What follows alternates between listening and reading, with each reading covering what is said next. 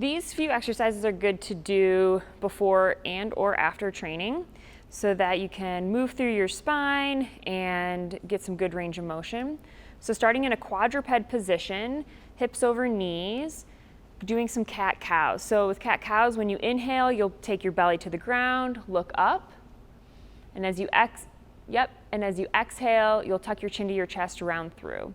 So with this exercise, you want to move with your breath, move at your own pace, just working through that range of motion. You shouldn't feel any pinching or any pain, but this is just to kind of move through that whole spine, connecting movement with your breath.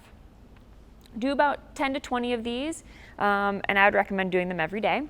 The second exercise is a little bit bigger movement, but gets in the hamstrings as well. So pushing up into down dog, you push your hips high into the sky, your toes are tucked.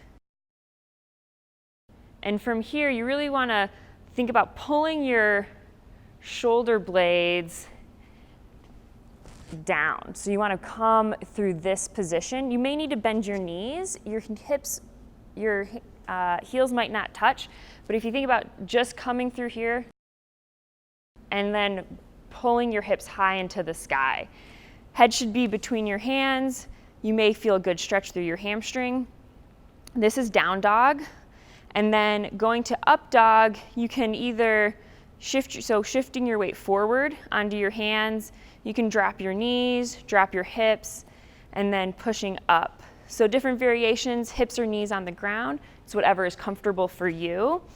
And moving between those two positions at your own pace. So you can pause in child's pose, down dog, shifting your weight forward, coming into up dog.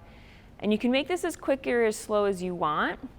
And again, you can move with your breath. So you would exhale into down dog, inhale into up dog.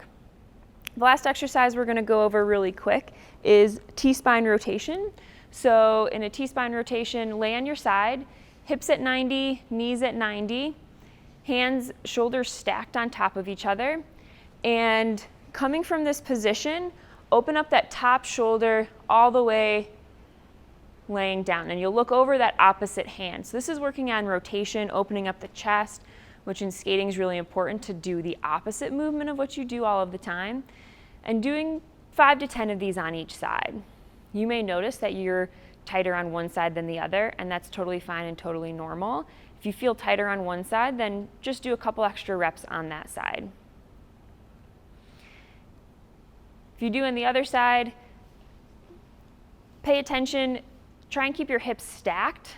Don't allow those hips to open up so that you really focus that rotation through the thoracic spine. You may not reach the ground, and that's totally fine.